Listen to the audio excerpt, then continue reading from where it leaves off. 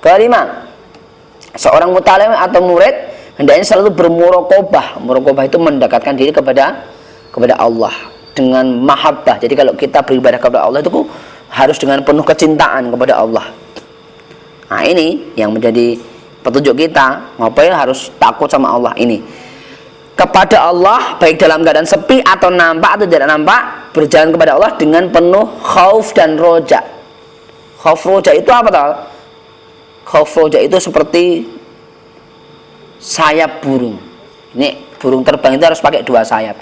Tidak bisa burung itu terbang dengan satu sayap. Maka orang muslim itu kalau ibadah bermahabbah mencintai Allah itu harus dengan dua sayap. Sayap pertama adalah roja, dengan mengharap. Kita harus mengharap. Kalau takut sama Allah, kita harus mengharap, ya Allah, semoga ibadahku ini diterima, ya Allah. Berharap, ya Allah, semoga infakku diterima, semoga sholatku ini diterima. Ini roja.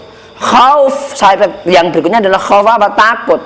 Ya Allah, jangan sampai amanku ini tidak diterima, ya Allah. Ya Allah, jangan sampai aku masuk nerakamu, ya Allah. Aku takut dengan nerakamu, ya Allah. Nah, ibadah itu unsurnya harus ada dua ini.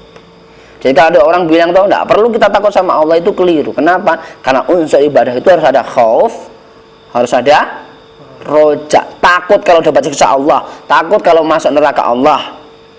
Terus roja, mengharap supaya kita diampuni Allah, dimasukkan surganya Allah.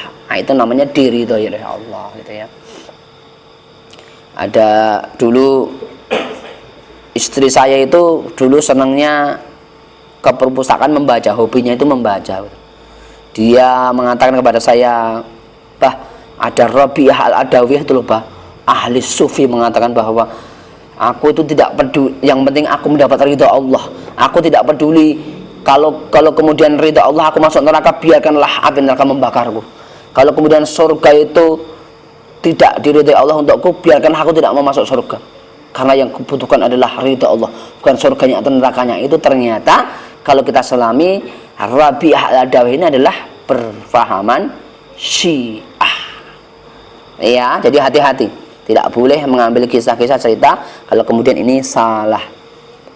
Kita ini beribadah untuk mencari ridha Allah, tetapi harus mengharap surganya Allah, ridha Allah, dan takut dengan siksanya Allah. Ini adab yang kemudian kelima yang harus kita ketahui, harus kita terus mendekat kepada Allah, berharap dan takut kepada Allah.